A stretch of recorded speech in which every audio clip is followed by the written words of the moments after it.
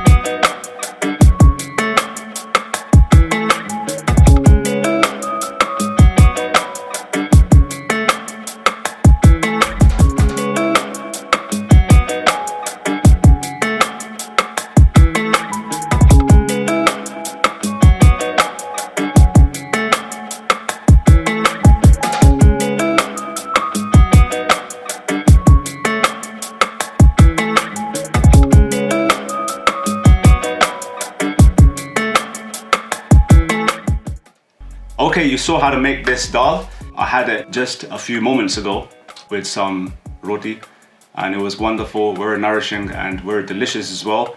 So do try this out and also hit the like button, subscribe to our channel if you haven't already. And with that said, catch you in the next one.